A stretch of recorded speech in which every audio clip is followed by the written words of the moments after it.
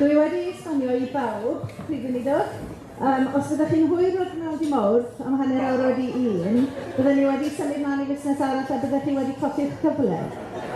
Ond, gan bod chi wedi cyrraedd a bod hi'n steddfod a fod anything goes, mae'n hollol wahanol.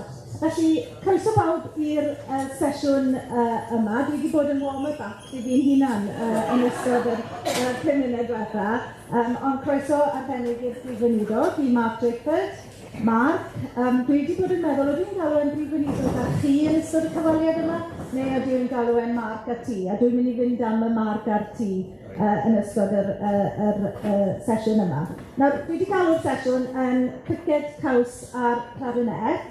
Dwi bron yn mynd I siarad ddim am cricket, caws a'r clarinet, ond o'n I angen teitl catchy I gael chi gyd mewn i'r pafiliwn. A fe wedodd un person wrthai ar y maes wedi ddim yn mynd I ddod i'r sesiwn yma sy'n mynd I siarad am cricket, achos oedd hi ddim yn lyco cricket. A mae hi fi wedi gweld hi. Felly gawn ni gyfle I drafod y cricket. Ond busnesa tyma bach ydw I eisiau, yng ngwreiddiau gwleidyddol a profiadau gwleidyddol Mark, a deall bach yn well o'r Mark fod yna'r Prif Weinidog sy'n sefyll ar ei drad bob dydd Mawrth yn y Senedd yn ateb y cwestiynau yna o bob cyfeiriad. Beth sydd wrth wraidd yr atebion yna I ni yn ei clywed oddi wrth y Prif Weinidog. Dwi ddim yn cael holi cwestiwn iddo fe yn y Senedd o gwbl. Ac felly dyma fi nawr yn cael yr hawl fan hyn I wneud hynny.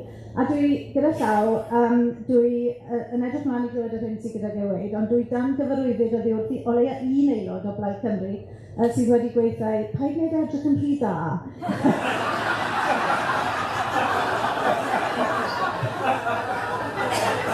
Felly, ond mae hynna'n ysgrifo chi.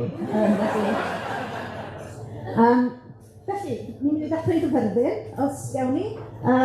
Mark, fes ti dy eni yn gyferfyn, yn grwpt o gyferfyn. Eisiau gofyn i'n cwestiwn penodol iawn I ti ddechrau. A ges ti dy eni yn ysbyty y Priory yn gyferfyn?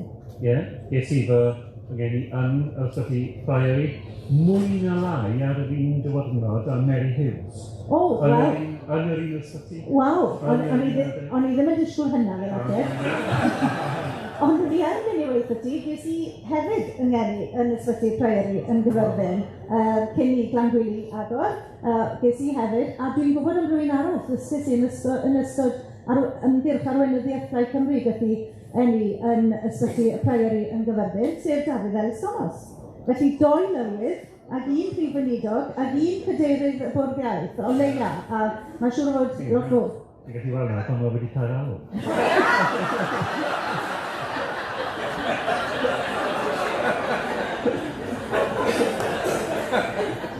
Yn gwmwys, ie. Reit, oce, y cartre ar aelwyd yn gyferfyn, felly cael dy fagu yna, cwrt y dre, ond gyda cysylltiadau ac oes allan gwlad hefyd, dwi'n meddwl. Felly, rhan at yma bach o dy brofiadau yn y cyfnod yna, neu dy gofion. Wel, ar ôl ffordd fan had, oedden nhw'n dod o'r dre, wedi byw yn y dre am blynyddoedd. A ar ôl ffordd fy mam, oedd y teulu fy mam yn dod o'r cefn gwlad, oedd yn Piem am Dŷ Ffermwyr yn St Clair's, ac oedd teulu nhw yn dod o'r Trerech a Gwrthnewi a pentrefi fel na. Oeddwn ni'n byw yn y dre, ond clywais i'r iaith bob dydd.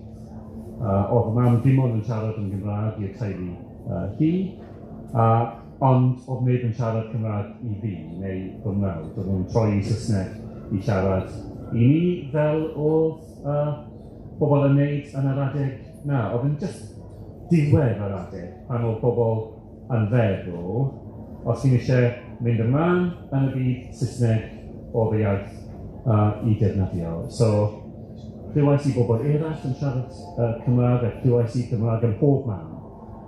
Yn y dre, yn yr ysgol, pan oeddwn ni mas yn neud pethau, ond nid yn defnyddio Gymraeg fy hunan. Felly, pan dath I ddysgu'r Gymraeg wedyn, yn fwy ffurfiol nes ymlaen, tipyn nes ymlaen, faint o gymorth oedd fod wedi cael y clywed y Gymraeg gymaint, neu oedd e falle ddim yn gymorth o gwbl erbyn hynny? Wel, ar un ochr, dwi'n meddwl dwi ddim wedi dysgu Gymraeg o gwbl, ond dwi wedi bod ar cwrsiau ac yn y blaen, achos mae patrymau'r iaith a sut mae'r iaith yn cael ei defnyddio, dwi ddim wedi dysgu hwnna, oedd hwnna'n jyst yn dod yn naturiol, achos dyna beth oeddwn ni wedi clywed pan o'n nhw fi'n tyfu lan. So, be dwi wedi dysgu, a be dwi'n dal i ddysgu, achos yn y gwaith ni'n wneud, ambell waith, chi'n defnyddio'r Gymraeg mewn pwncau ble chi ddim yn defnyddio'r Gymraeg o gwbl o blaen. So, ddoi oeddwn ni'n cwrdd gyda criw o bobl sy'n byw mewn un o'r pentrefi ar y llun, ac oedden nhw'n eisiau chodi cwestiynau i fi ar changes to non-domestic rate bandings, neu rhywbeth fel yna. Wel, dwi ddim yn gyfarwydd yn Saesneg, a so, i ddechrau oedd rhaid i fi fod yn fwy gyfarwydd gyda y pwnc ac yr ail beth oedd i dysgu'r termau am felly anomestig a Gymraeg hefyd. Ie, business rates mae lot o bobl yn gael nhw'n dweud, a council tax. Hyd nod yn y Gymraeg. Ac wrth gwrs, yn dod o gyfyrddin, mae lot o bobl sy'n ddigir yn Gymraeg yn defnyddio Gymraeg bob dydd. Mae nhw'n defnyddio lot o termau o Saesneg hefyd. Dwi'n cofio rhywun yn dweud i fi yn gyfyrddin, os ti'n eisiau gwybod pwy sy'n yn defnyddio Gymraeg yn naturiol, a pwy sy'n wedi dysgu Gymraeg, pobl sy'n defnyddio Gymraeg yn naturiol, maen nhw'n defnyddio ffigyrau yn Saesneg. O brynes i hwnna, am 3 and 6. Wel, mae'n hard i siarad Cymraeg bob dydd o'i fywyd a bron yn unig Cymraeg, ond dwi'n rhywod wedi cwmto'r defed yn Gymraeg. Felly, yn cwmto'r defed yn Saesneg. Mae hwnna'n ysgoffa fi o pan wnaethwyd, pan penderfynodd Rodri Morgan i newid teitl o fod yn brif ysgrifennydd i Prif Weinidog. Nawr, y newid teitl yna, y trywydd hyn yw sut mae'r Gymraeg yn datblygu geiriau newydd drwy'r amser. Y teitl yna bydde wedi bod yn First Minister, a ar y bore hynny, pan oedd hynny'n cael ei, o'n i a fi'n gofyn cwestiwn iddo fe ar lawr y cynulliad bryd hynny, a weithiau sy'n mas, wel, beth yn union i First Minister nawr yn mynd i fod yn Gymraeg, ysgrifennydd cyntaf, wel, oedd hwnna ddim yn gweithio i fi o gwbl, a dwi'n credu fi oedd yna drafodaeth rhwng Rodri Morgan a'i fam, bryd hynny, ynglyn â be dylai'r term Cymraeg i fod yn iawn, ac mae'n siŵr y cyfieithwyr yn y Senedd Cynulliad bryd hynny hefyd, a mae'n siŵr oedd Mahir yn canol y sgwrs yna, mae'n siŵr, sef Prif Weinidog benderfynwyd a gymrodd Rodri Morgan penderfyniad yna i ddefnyddio Prif Weinidog yn hytrach na ryw derm llythrenol fel ysgrifennydd cyntaf.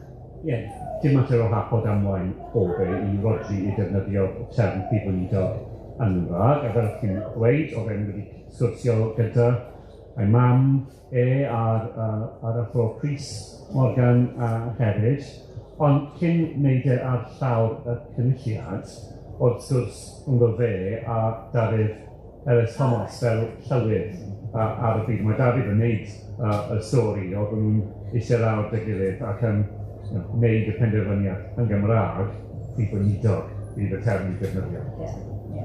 Felly, Prif Weinidog bydd y term am byth ar ôl hynny. A lot fwy o aelodau'r Senedd yn defnyddio term Prif Weinidog nawr yn y dydd, pan maen nhw'n siarad yn Saesneg, pan maen nhw'n cyfeirio at y swydd, nid First Minister maen nhw'n defnyddio, ond Prif Weinidog maen nhw'n defnyddio pan maen nhw'n siarad yn Saesneg. Ie, a mae'n awyr am Llywydd hefyd yn dweud. Mae defnydd o'r termau Cymraeg yma yn ystod yr hyn sy'n cael ei drafod yn Saesneg. Mae defnydd o diolch yn fawr, Llywydd, Prif Weinidog, trefnydd ac yn y blaen. Mae rhain yn benderfyniadau pwysig sydd wedi cael ei cymryd gan bobl yn bwriadol iawn ar gwahanol adegau.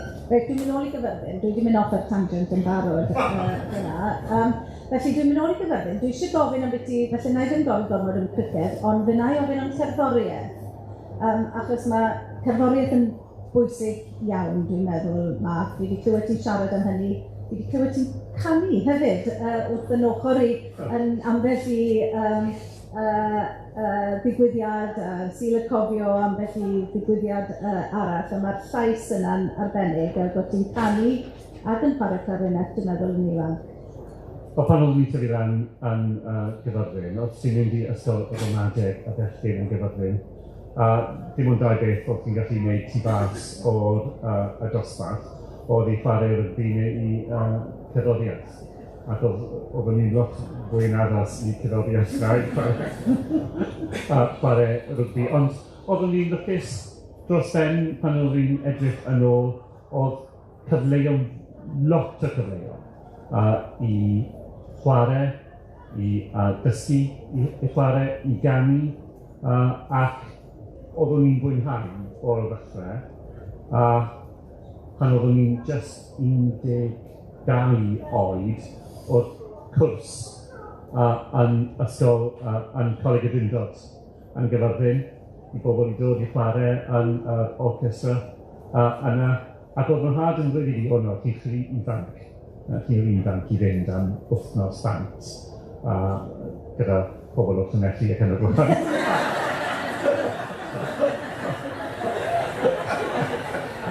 Oedd yn byd o fod i fynd, oedd yn rhy ifanc i fynd. Ond oedd yr athro yn yr ysgol, oedd yn gwneud cerddoriaeth, oedd yn dod at y tŷ. Oedd yn nabod yna, fi'n siŵr. Ond oedd yn dod i'r tŷ i perswadio fy nhad, o no, bydd yn rhywbeth dda i ddefo wneud. Oedd yn mynd i fwynhau ac yna. Ac oedd yn edrych ymlaen bob blwyddyn at y Pasg pan oedd y cwrsiau yn cael ei drefnu. Ar ôl yr ysgol, ar ôl bod yn Gyfyrddin, pan nes i'r prif ysgol, oedd lot o cyfleoedd i fod rhan o'r byd cerddoriaeth yn y prifysgol. Os ydych chi yn, os di ddod i'r dati, mae'n agor drysiad i chi, os chi'n mewn rhywle newydd, ddim yn nabod neb, chi'n gallu mynd i'r côr, i chwarae gyda bobl eraill. So mae'n help fawr fel na hefyd.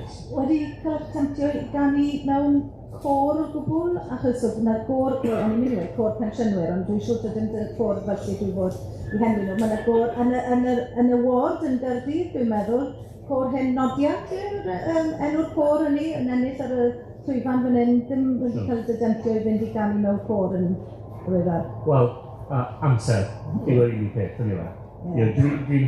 Dwi'n hoffi ganu, ond os ti'n mynd i fod aelod o'r côr, mae'n rhaid i chi rhoi blaenoriaeth i hynny, i troi lan, i ymarfer, i bod ar gael, i pethau fel yr Eisteddfod, a mae ddim yn gweithio, dwi ddim yn gallu bod yn bendant, dwi'n gallu undio'r amser. Wrth gwrs. Dwi'n cael yn atgoffa fan hyn o, dwi'n ffodus iawn, fel wedys i, mewn nifer o ddigwyddiadau, dwi'n sefyll rhywle rhwng y Prif Weinidog, Mark Drakeford, ac ambell un arall, Hugh Thomas a Weinidog Cyngor Caerdydd, lleisiau bendigedig gyda nhw yn canu. Ond ffeindiau sy'n unan mewn sefyllfa rhyfedd iawn yn Nhredirlan Llandaf, Caerdydd, pan oedd y brenin yn dod am y tro cyntaf i Gymru, oedd Mark Drakeford yn ystod ym mhwysi fan hyn. Oedd Robert Buckland oedd yn ysgrifennydd gwladol o Llanelli yn wreiddiol yn ystod just dwy sef draw wrthau, llais arbennig gyda ge hefyd, bariton mawr. Ac wedyn oedd Liz Truss yn ystod nesaf. Ac mewn sgwrs fach cyn y gwasanaeth, oedd hi wedi bod yn gofyn i fi am y geiriau Gymraeg yr emyn a Pantyfedwen oedd y geiriau cyntaf, ac o'n i wedi bod yn esbonio i fi. A wedi si, sy'n rhaid chi ganu, os nad chi moyn, sy'n wedi bod. Mae'r lleisiau arbennig o ddad gwmpas fi. Pidwch beto am y canu wedi si. Beth yna, dechreuodd i ganu Pantyfedwen. Nes i roi y benefit of the doubt i fi, gan falle fod i'n gyfarwydd ar emyn Pantyfedwen, pan ddaeth i Cwm Rhondda, a wedyn God Save the King, ond i ddim quite yn gallu rhoi y benefit of the doubt. Quite mewn tiwn wedyn i cyfarwydd. ac mae felly hwnna'n adlewyrchiad o sawl peth, felly. Mae'n gael yn dweud. Beth bynnag. O'n i, reit, nôl i Gyfyrddin, 1966 yn Gyfyrddin, yn flwyddyn fawr, fi'n cael yngeni yn ysbyty'r Priory yn un peth, ond wedyn wrth gwrs yr is-etholiad a Gwynfor Evans yn cael ei ddewis yna. Dwi wedi clywed ti'n sôn cwpl o weithiau ynglyn â yr hyn o ti'n meddwl yn biti fel person ifanc yn Llanelli, siwr gallen ni weid efo beth, yn Mhyrfyrddin, yn meddwl yn biti dywledyddiaeth i ddinan. Felly, sut ti esbonio felly tyma bach am biti siwr o prwt ifanc yn Gyfyrddin yn 1966 yn dewis y Blaid Lafer yn hytrach na dewis Blaid Cymru. Wel, dwi'n cofio yr is-etholiad. Oedd yn y teulu i, oedd neb yn siarad lot am bethau wleidyddiaeth o gwbl, ond oedd rhyw fath o'r diddordeb ar gael. Dwi'n cofio yn had ci o'r fferm, oedd e'n just yn llawn yn y traddodiad sydd wedi bod mor bwysig yma yng Nghymraeg. Oedd e'n dod o'r cefn gwlad, oedd e'n siarad Cymraeg, oedd e'n mynd i'r capel, ac oedd e'n pleidleisio dros Lloyd George. A dwi'n cofio ei ddweud iddo fi, does dim byd wedi bod yn y le ar ôl Lloyd George wedi cefngreu. Dwi'n cofio ei cadw fi mas o'r fferm i weld Megan Lloyd George. Oedd hi'n cynfasio yn sy'n dweud, yn mynd lawr ar ewl, a oedd e'n cadw fi mas jyst i weld hi, ac wrth gwrs ar ôl oedd hi'n marw o'r is-etholiad. Wel, dyna un ffordd ble oedd y bywyd yn yr ysgol yn, dwi'n meddwl, yn wahanol i bywydau bobl ifanc nawr, achos oedd bobl yn trefnu, trafod bethau wledyddol yn yr ysgol bob dydd. Wrth gwrs ar ôl Gwynfor Evans, o lot o bobl yn yr ysgol yn cefnogi'r Blaid Cymru, pan oedd ni'n dod i fewn i'r ysgol bob dydd, o fe weld casgliad o'r road signs yn Saesneg. Fe oedd bobl wedi bod mas dros nos a casglu nhw a dod oedden nhw gyd ar ysgol. Oedd y head boy fel oedd yn galw yn ysgol ramadeg. Oedden nhw'n un beth i 12, jyst yn dechrau yn yr ysgol. Oedd e wedi cael ei arestio ac oedd e'n wedi peintio ryddid i Gymru ar y pont yn Banc y Felin. Chi'n dal i gallu weld ble oedd e. So, oedd diddordeb mawr gyda bobl i trafod pethau fel yna. Oedd e'r adeg y Llywodraeth Harold Wilson, gyda enwau fawr i fi, am bod ni'n tyfu ran bobl fel John Callahan, Dennis Healy, Roy Jenkins, Barbara Castle, Michael Foot. I fi, oedden nhw'n just bobl fawr a enwog ar hyn o blaen. Oedd ffrind fawr i fi, dal i fod ffrind i fi, dal i fod byw yn Gyfyrddin hefyd, oedd tad oedd ar y cyngor lleol ar ran Plaid Llafur. So oedd lot o trafodaethau na hefyd. Dwi'n cofio pan oeddwn ni'n byti 14 oed yn feddwl, fel bydd rhaid na'n gallu wneud y ddewis. So ydy chi'n tueddu at y byd sosialaeth, neu i'r ochr Plaid Cymru. Ac i fi, oeddwn ni'n siŵr, oedd fi'n ar ochr Plaid Llafur, achos i fi, y pethau sy'n wneud wahaniaeth fwyaf am bywydau bobl yw y dosbarth maen nhw'n cael ei enw. Ac mae'r social class yma bobl yn dweud yn pwysicaf na'r ble chi wedi cael ei enw. So, o'r amser yna ymlaen, dyna beth wedi bod. No regrets. No. Felly, mae mlaen wedyn dod i Gaerdydd a gweithio yn y byd yna i bob pwrpas, y byd yna o weithio gyda pobl o gymunedau mwy di-greintiedig, pobl ifanc yn enwedig, a'r waith polisi, gwaith yn y gwasanaeth prawf hefyd. Pa mor dylanwadol yw'r gwaith yna wedi bod i ti yn dy fywyd gwleidyddol wedyn?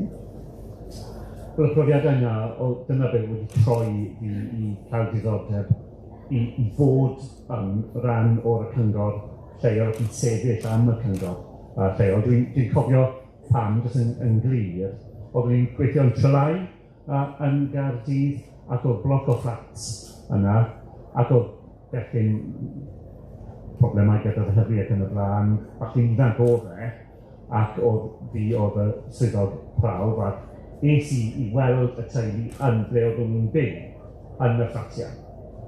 Yn mynd ymlaen, o'ch chi'n just agor y drws, o'ch chi'n gallu weld yn barod, beth yw damp yn dwi'n sori. Wel, o'ch chi'n gallu weld effaith. O'ch chi'n gallu weld yr effaith yn pob man yn y fflat. Oedd yr ymgyrchiadau ddim yn aros o gwbl i bobl i fyw. So, oeddwn ni'n gweud, wneud beth mae bobl wedi gweithio fel gweithwyr cymdeithasol yn neud. Oeddwn ni'n sgwennu at y cyngor, oeddwn ni'n lobio, oeddwn ni'n casglu llythyr wrth y meddyg teulu ac yn y blaen, ac oeddwn ni'n llwyddo oedd y teulu yn gael ei symud. Trenis neu beth fel yna, o teulu eraill yn yr un bloc. Es i fewn, oedd yr ymgyrchiadau yr un peth.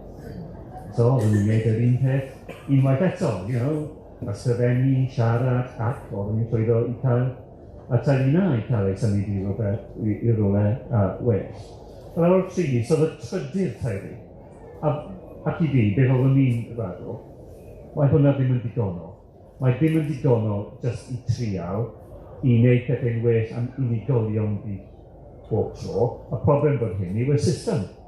Pan mae'r teulu yn gael ei roi mewn i'r bloc o flatau hyn, ble mae'n jyst ddim yn mewn lle digon dda i bobl i fyw. Y peth i wneud, i ni trial i newid y system, a mae'r system yn y dwylo y cyngor lleol, so y ffordd gorau i trial i wneud pethau'n well, i sefyll, a bod rhan o'r cyngor a newid y system. Mae hwnna'n jyst enghraifft o'r rhywbeth mwy cyffredinol yn ei we. O'r cwrs mae'n pwysig pan chi'n gwneud gwaith fel yna, i wneud pethau sy'n wella'r bywydau. Unigolion a pobl chi'n gweithio, dan nhw, ond y peth pwysica yw i newid systemau, i cael pethau'n fwy dda i bob un o bobl oedd yn byw yn y bloc o fflat a bobl eraill sy'n yn yr un lle. A wedyn, wrth gwrs, sefyll i'r cynulliad yn 99. O'n i ddim wedi ystyried hyn bod Mark Drakeford wedi sefyll i'r cynulliad yn 99 wedi colli lecsiwn i Jenny Anderson yn canol Caerdydd. Ar hyn o bryd, i ni o'r rhai gathiethol yn 99 i'r cynulliad, i'r Senedd, mae 4 ohono ni ar ôl o'r criw breiddiol, Class of 99 i ni'n galw'n hynny, felly feddwl am ydy pwy yw'r 4, fi'n un ohonyn nhw, bydde Mark Drakeford falle wedi bod yn un ohonyn nhw, a hefyd os bydde wedi ennill yr etholiad na, hwnna'n siom, ac os nad ydyn siom, wedyn siwt symud ymlaen o hynna i weithio gyda i'r Llywodraeth wedyn, a gweithio fel Sbadi Rodri Morgan yn nes ymlaen. Wel, mae'n pwysig i jyst i cofio oedd ymdrech fawr i creu y Senedd yn y lle gyntaf yn o fe. Ar ôl 1979, yn ôl fi'n colli ledled Cymru ar ymdrech i sefydlu cynulliad, oedd yr ymdrech yn dod nôl yn y 90au. Oedd Mark Drakeford yn rhan o ymgyrch 79 mewn unrhyw ffordd? Mewn Prifysgol Llywydd, ond dwi'n pleidleisio ar referendum, yn cofio wneud trwy'r post. Ond oedd hi ddim yn byw yn hynny. Fi'n mynd i gorfod gofyn, pwy ffordd? Wel, wrth gwrs yn... O blaid, wrth gwrs. Na ddim pawb o blaid. Ac yn coffi, fel oedd ni i gyd. So, oedd yr ymdrech yn dod yn ôl yn y 90au. Oedd lot o bobl yn Plaid Llafur yn awyddus dros ben i creu Senedd i Gymru fel oedd ni'n galw. Ni'n gweld Betty Williams yn fan hyn oedd Betty a bobl eraill fel Rodri, a lot o bobl eraill John Owen Jones ac yn y blaen, oedd yn arwain ar ymdrech fewnol i Blaid Cymru, yn Plaid Llafur, i cael hwnna yn y manifesto ni yn 1997, ac oeddwn ni'n rhan o'r ymdrech a oeddwn ni'n gadeirio y Pwyllgor Senedd i Gymru yn Sir Morgannwg, ac oeddwn ni yn eisiau yn personol i fod rhan o'r Senedd gyntaf. Mae'n cymryd lot o waith yn Plaid Llafur i dod fel ymgeiswyr. I roed i chi perswadio lot o bobl i dewis chi, ac oedd lot o bobl yn eisiau bod yn y cynulliad gyntaf, a ges i fy dewis fel ymgeiswyr yn cynnwyd Caerdydd, ac oeddwn ni yn eisiau bod yna. Oeddwn ni eisiau bod ar y ddechrau, oedd e ddim wedi troi mas fel yna, ac oeddwn ni yn teimlo'n siomedig oedd e ddim wedi troi mas.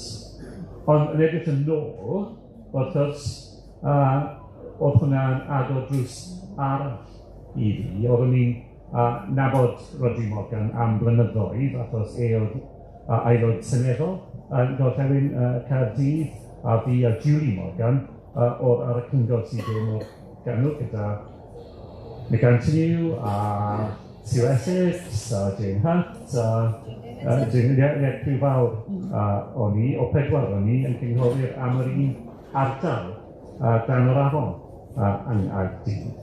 So oeddwn ni'n nabod Rodri, oeddwn ni wedi cydweithio da fe, a pan oedd e'n dod i fod fel Prif Weinidog, oedd yn ofyn i fi i dod i gweithio yn y swyddfa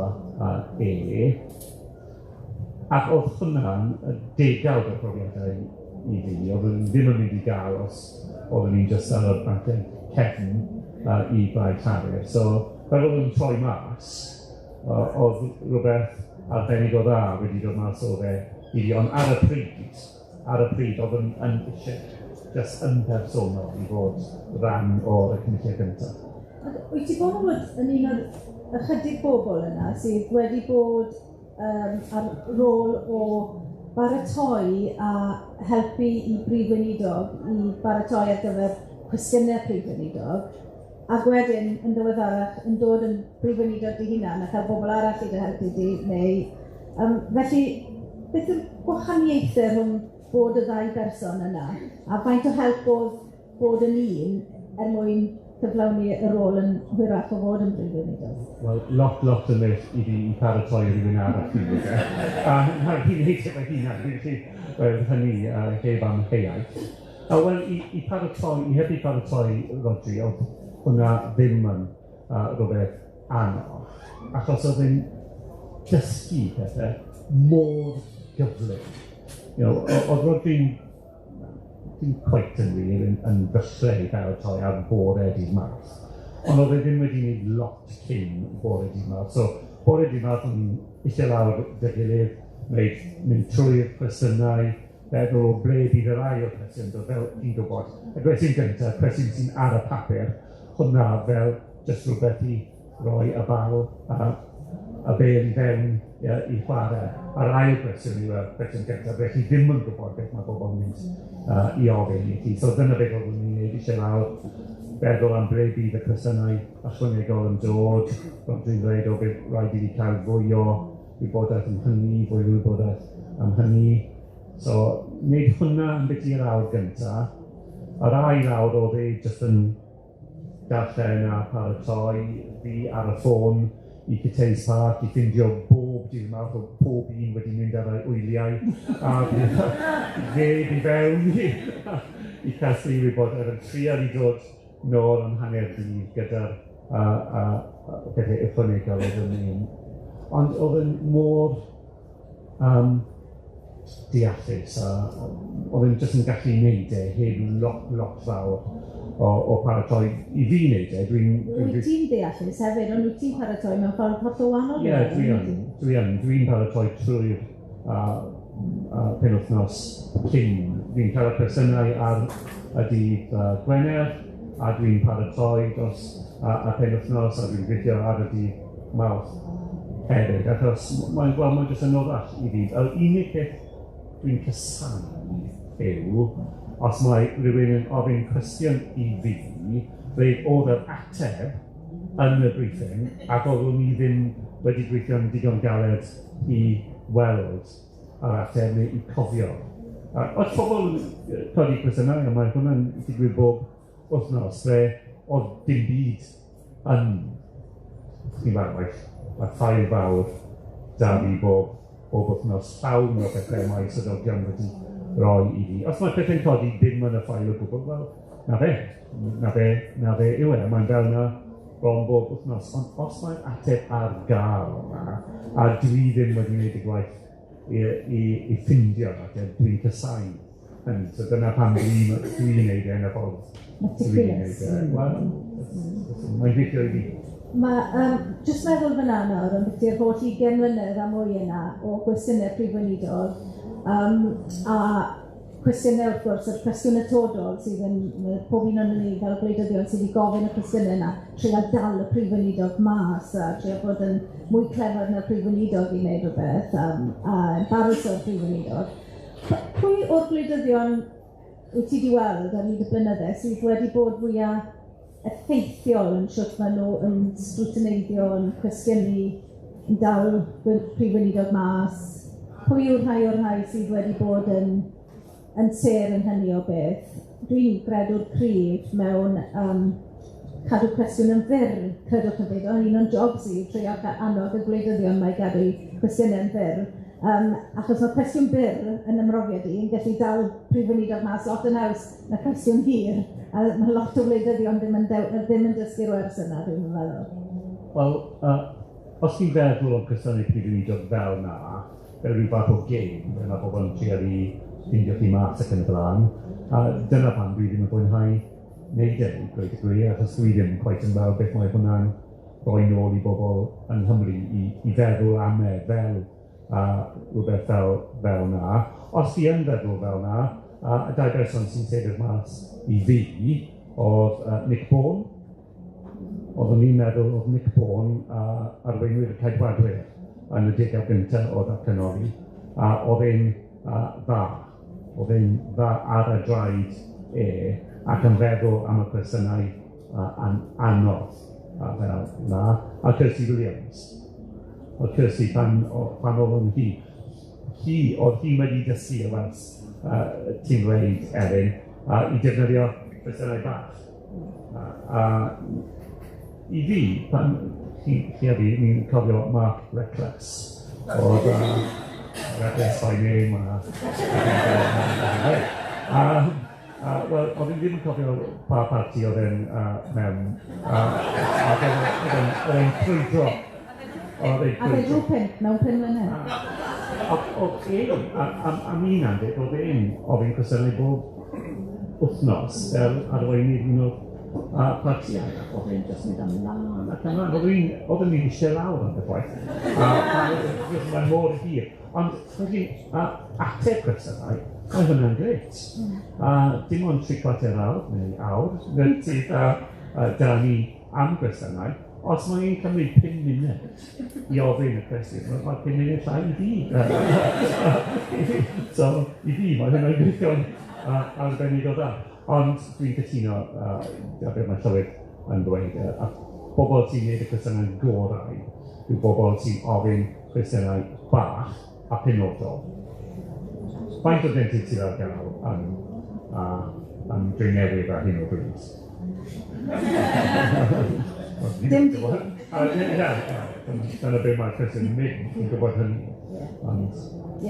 A felly, cwestiynau Prif Weinidog, dod yn Prif Weinidog ac hefyd bod yn sbad cynghorydd arbenigol mewn llywodraethau sydd wedi bod yn glymbleidiau ar hyd ar wahanol adegau ac hefyd wedi bod yn cydweithio gyda pleidiau. Felly, o'n i yn weinidog amaeth a Chen Gwlad yn y glymblaid yn ei rhwng 2007 a 2011 rhwng Plaid Cymru a Plaid Llafur. Mark yn yn gynghorydd arbennig bryd hynny, gweithio lot gyda dwi'n Hart, os dwi'n cofio'n iawn ar y pryd hynny. Dwi jyst eisiau meddwl am beth i clymbleidio a bod yn weinidog neu brif weinidog ar lywodraeth heb clymbleidio.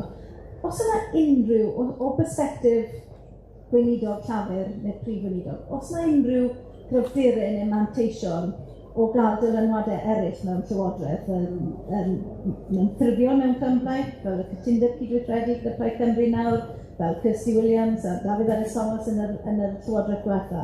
Os yna fanteision i hynny i weinidog llafur neu brif weinidog? Wel, dwi'n meddwl, dwi'n wedi gael rhyw fath o traffaeth yn y blaid fy hun pan dwi'n dweud o dwi wedi dweud. Pan chi'n mewn cymhlaeth neu mae parti eraill yn y llywodraeth, cyn mynd mas i treul i perswadio bobl eraill am unrhyw bolisi chi'n eisiau defnyddio, mae rhaid i chi perswadio y parti eraill sydd yn y cymhlaeth am yr un peth. So, mae hwnna'n dda, dwi'n meddwl, am y parti fwyaf, ond hefyd mae'n dda am y busnes o llywodraethu i gyd. So, fwy o challenge mewnol yn adlewyrchu at polisïau well pan chi'n mynd mas i perswadio bobl eraill. So, un o bethau ni'n wedi dysgu yng Nghymru, yn cyfnod y datganoli i gyd, y posibiliadau i cydweithio gyda bobl eraill, mae'n yna bob dydd. Yn San Steffan, mae traddodiadau hollol wahanol, a pan mae rhaid i chi gweithio gyda bobl eraill, mae pobl yn feddwl am hwnnw, fel mae'r system wedi llwyddo. Mae'n camgymeriad i gydweithio gyda bobl eraill. Wel, ni wedi gwneud hynny nawr yn chwarter ganrif, a ni wedi dysgu ffordd i wneud a mae lot o cryfder yn dod pan chi yn gallu ffindio y lle ble chi yn gallu cytuno ar pethau, feddwl am polisïau chi'n gyd yn gallu cefnogi, a bod ymlaen gyda'r nifer o bobl sy'n tu ôl y polisïau yna ar llawr y cynulliad. So, i fi, mae'n cryfder a ffordd ni wedi dysgu i wneud pethau yng Nghymru, a dwi'n trial ambell waith, a dwi ddim yn meddwl dwi'n llwyddo lot i perswadio bobl yn San Steffan i'n feddwl am hwnna yn yr un math. Achos dwi'n cefnogol, a dwi'n wedi bod yn cefnogol am degawdau, am proportional representation. So, os ni'n mynd i cael hwnna ar lefel y Deyrnas Unedig, i cydweithio gyda pobl eraill, felly gallu cydweithio, bydd hwnna'n mynd i fod a ffordd i wneud yn y dyfodol. So, mae'n jyst yn dod yn naturiol i fi feddwl am y ffordd ni wedi wneud yng Nghymru yw y ffordd gorau i ni. A felly mae o fydd falle i sut mae datblygu polisïau ac yn enwedig o bosib datblygu polisïau sydd yn dyfodol cyfansoddiadol Cymru o fewn y Blaid Lafur. Ond eisiau gofyn cwestiwn am beth dwi'n gwybod am fi'n hunan, nes i sefyll i fod yn arweinydd Blaid Cymru yn 2011 neu 2012. O'n i ddim yn arbennig o awyddus i fod yn arweinydd Plaid Cymru, ond o'n i'n cyd i fod yn brif weinidog.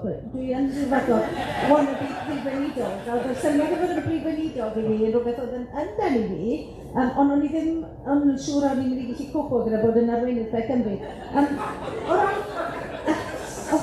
Ond oedd un yn anfodol i gyrraedd y llall, o'n i'n digon pragmatic, dwi'n yn amas. Ond jyst o ran ti, bod yn arweinydd y Blaid Lafur a bod yn arweinydd Cymru, le mae'r pleser fwyaf, le mae'r anawsterau fwyaf, le mae'r ddau yn cyd-fynd yn hwyr gyda'i gilydd, neu os un yn cyflwyno lot fwy o densiynau na'r llall? Mae'n hawsach i fod arweinydd Plaid Lafur na fod yn brif weinidog, dwi'n meddwl. Wel, dwi wedi bod rhan o Plaid Lafur am hanner ganrif nawr, achos dwi'n nabod lot fawr o bobl, a mae pobl yn cefnogol, a dwi'n bod rhan o'r ymdebau llafur hefyd. So dwi'n teimlo just gyfarwydd o gwbl gyda sut mae'r plaid llafur yng Nghymru yn redeg a ble bydd. Mae lot o dadleuon yn fewnol i plaid llafur, wrth gwrs. Mae'n eglwys eang, fel ni'n dweud, fel mae bob plaid. Ond yn y plaid llafur, dwi'n teimlo bron bob tro, dwi'n deall o ble bydd y ddadl yn dod, dwi'n gwybod pam mae bobl yn dweud be maen nhw'n dweud, a dwi'n mwy na lai yn gallu weld y ffordd ymlaen a sut i trial i perswadio bobl i dod i cytuno â'r ffordd ymlaen. So, am y brofiad i, dwi ddim wedi ffindio bod arweinydd plaid llafur wedi bod yn rhy anodd. Mae'n anoddach i fod yn Prif Weinidog, achos natur bod yn Prif Weinidog yw, yr unig pethau sy'n dod at y rest fi yw y pethau mae bobl eraill ddim wedi ffindio'r ffordd i cael datrys arnyn nhw yn y dyn. Dim ond y problemau fwyaf ar diwedd y dydd sy'n dod at est y Prif Weinidog. So, hwnna yw y profiad bob dydd yw i trial i ffindio'r ffordd i helpu i ffindio'r ffordd ymlaen gyda'r problemau fwyaf sy'n wynebu. Ambell waith mae'r llwybr i wneud hynny ddim mor hir. Mae'n rhaid i chi wneud lot o waith a siarad a lot o bobl ac i fod ar diwedd y dydd yn digon hyblyg i creu posibiliadau i symud yr agenda ymlaen. Mae hwnna'n fwy heriol am fy mrofiad i na fod yn arweinydd y blaid. Reit, dwi newid sylwi ar yr amser, a dwi ar fi'n rhedeg mas amser, a bod ni wedi addo ni nan. Byddwn ni yn gadael y gynulleidfa ofyn cwestiynau hefyd. So, erbyn i fi ddod at ofyn cwestiynau, dim ond un cwestiwn byddai yn gallu caniatáu. So chi'n awyddus, fel llaw lan yn sydyn. Ond dwi eisiau gorffen yn sgwrs ni gyda meddwl am beth un o'r agweddau o bolisi yma sydd ar fi'n cael ei gyflwyno fel deddfwriaeth i y Senedd, sef diwygio seneddol a cynyddu nifer o'r aelodau a newid y dylleisio hefyd am y tro cyntaf mewn etholiadau cenedlaethol cael gwared ar First Past the Post sydd wedi bod yn arbennig o bwysig o fewn nifer o bleidiau yn cynnwys y dyblaid di. Felly ni ar fi'n cymryd y cam yna o gychwyn ar cyflwyno'r ddeddfwriaeth yna. Beth yw'r heriau mwyaf ti'n meddwl fydd yn wynebu'r ddeddfwriaeth yna yn ystod yr flwyddyn nesaf yma? Oedd i nifer o heriau i cael y bil, i mynd i cyhoeddi y bil gobeithio yn mis Medi, a mae amserlen nawr dwi wedi weld, y siwr bydd yr amserlen yn dod i'r swyddfa Llywydd hefyd sy'n dangos beth i rhaid i ni wneud i dod i'r bil at y cyfnod ola, cyfnod 4 yn y system ni ble bydd y pleidlais terfynol. Mae'n heriol achos dydyn ni ddim yn llwyddo i wneud hynny am 4 ganrif. Nôl yn y tymor gyntaf o'r cynulliad, o'r adroddiad wedi cael ei ysgrifennu gyda'r arglwydd Richard. Oedd yn dod o Gymru, oedd yn arweinydd plaid llafur yn y tŷ arglwyddi, ac oedd e'n dod i helpu ni i feddwl am y profiadau i gyd y tymor gyntaf. Ac un o'r pethau yn adroddiad oedd yn dweud 20 mlynedd yn ôl, does dim digon o'r aelodau y cynulliad i wneud y gwaith sydd i'r cynulliad i wneud. A nawr, 20 mlynedd ar ôl hynny, mae cyfrifoldebau y Senedd yn, wel, mae'n byd arall i'r cyfrifoldebau oedd yna yn y cychwyn, ond ni ddim wedi llwyddo, tymor ar ôl tymor, i dod pecyn dy gilydd, i perswadio digon o bobl yn llawer y cynulliad i wneud y step, y cam nesaf. So yn y Senedd hon, mae digon o bobl yn y pleidiau sydd eisiau diwygio'r Senedd a roi Senedd yn ei le am y dyfodol. So bydd rhaid i cael mwy afrif o dwyran o dafydd i wneud e, a bob aelod Plaid Lafur, gyda bob aelod Plaid Cymru yn just yn digon i wneud e. So dyna rhywbeth ble ni ddim yn gallu colli unrhyw un mas o'r blaid fi neu y blaid ti. A mae hwn yn heriol. Anyway, pan chi'n neud rhywbeth, ni'n gwybod mas yn y byd, bydd pati caegwadwyr bobl eraill yn gallu dweud i bobl pwy sy'n eisiau fwy o wleidyddion pan maen nhw'n gwario arian am Senedd ychwanegol. Dyma faint o nyrsys a allwch chi cael. Ni'n gallu weld, mae'n mynd i fod yn heriol yn ddadl tu fas o'r Senedd, ac heri fi ar Weinidog Cymru hefyd y Jindod sy'n yma ar y Democrataeth Rhyfrydol yw i ffindio'r lle pecyn o mesenau ble ni yn gallu symud ymlaen, i cael fwy o'r aelodau. Mae nifer o bobl yn y Senedd ddim yn ddigonol i wneud y gwaith sydd yna i wneud ar ran bobl yn Cymru. Dyna pan mae'n pwysig. A mae pethau eraill bydd rhaid i ni newid hefyd. I wneud hwnna, ble bydd rhaid i ni cadw bob un o'r aelodau ni. A ni'n gwybod, mae lot o aelodau ni, maen nhw'n llawn syniadau, a rydyn nhw ddim yn cytuno i wneud popeth ni'n ofyn iddyn nhw wneud. A bydd y daith dros y misoedd i ddod yn un ble bydd rhaid i ni gweithio'n galed dros ben i defnyddio y siawns sydd gan. Os ni ddim yn gallu colli y siawns, bydd y siawns ddim yn mynd i dod nôl am fwy na degawd, dwi'n meddwl. Bydd e amhosib i trial i wneud hynny os ni'n colli y siawns sydd gan ni ar hyn o bryd.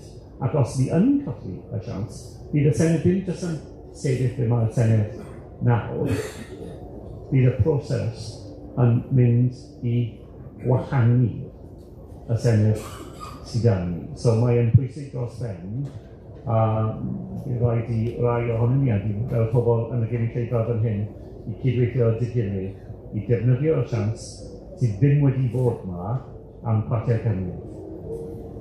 Ie, mae'r her yna o bleidleisio yn her bwysig iawn. Mae ambell i wleidydd bob yn hyn yn gwasgu'r bwtwn rong hefyd, yn ogystal i bod nhw yn gefnogol i polisi.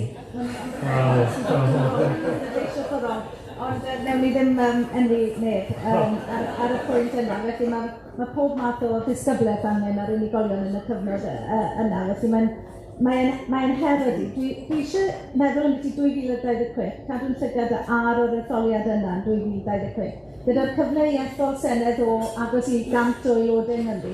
Bydda angen 30 a mwy o aelodau gwleidyddol newydd, ifanc neu arno ni yng Nghymru i ymgymryd ar ôl o fod yn rhan o ddatblygu polisi a bod yn cynrychioli pobl Cymru. Mae hwnna'n gyffroes yn ei hunan, dwi'n meddwl am beth i hynny. Nawr, mae sawl person wedi gofyn i fi ofyn y cwestiwn i ti, pryd ti'n sefyll lawr? Dwi'n wedi gweud, newyddiad dirwydd o'r rhan fwyaf nhw. Felly, dwi'n mynd i osgoi'r cwestiwn yna, dwi eisiau gofyn i ti yr cwestiwn yma sydd ar yn feddwl i dipyn ar hyd y blynyddau wedi bod yw, mae bobl yn mynd yn weinidogion llywodraeth, neu maen nhw'n mynd yn Weinidog, neu maen nhw'n mynd yn Llywydd, ac wedyn maen nhw'n gorffen y swydd yna, a maen nhw'n sefyll lawr yn syth wedyn, a maen nhw'n gadael y cynulliad neu'r Senedd. Yn San Steffan, maen nhw'n wahanol achos mae lle o'n i nôl i'r meincyd cefn, fel mae Theresa May wedi wneud er enghraifft, neu maen nhw'n mynd i tir ar glwyddi. Ac felly, o'n i'n dueddol felly i golli yn rhy gyflym y profiad yna sydd yna gan rhai gweinidogion neu pobl sydd wedi gwneud swyddogaethau neu bod yn arweinyddion o'i pleidiau. A tybed felly a bydd Mark Drakeford yn cael ei berswadio i weld i rôl iddo fe'i hunan hefyd yn y meincyd cefn i fod yn ceisio cyflawni ar yr holl bolisïau yna a'r diddordebau yna ran taclo tlodi a dyfodol Cymru a popeth sydd wedi bod yn bwysig i fi yma'n llywodraeth, ond ar y meincyd cefn hefyd. Wel, dwi'n meddwl mae nifer o problemau, a dyna pan mae pobl ddim yn neud e. Ni mor fach i ddechrau, a mae lot fawr o bobl yn eisiau bod yn y Senedd, a mae'n pwysig i roi cyfleoedd i bobl eraill i wneud y gwaith ni wedi bod mor lwcus. Ond unwaith i ni'n fwy, ac yn 96, diw'r reolbrwydd na ddim yna i'r unigolyn. Dwi'n gytuno, mae hwnna yn help. Nawr, gyda 60 o bobl, mae yn pwysig i gael rhyw fath o refresh o bobl. Cael pobl newydd i fewn gyda syniadau newydd ar egni ac yn y blaen. Hefyd, mae yn anodd, dwi'n meddwl, i bobl sy'n dod ar ôl ni, sy'n mynd i wneud y gwaith yn y dyfodol, i cael bobl sy'n eisiau tu ôl nhw trwy'r amser. Dwi ddim yn eisiau bod wneud pethau fel yna. Dwi'n feddwl am fwy fel Tony Ben yn dweud pan oedd e'n sefyll lawr o'r tŷ cyffredin pan wedodd e, I'm going to stop being an MP in order to spend more time in politics.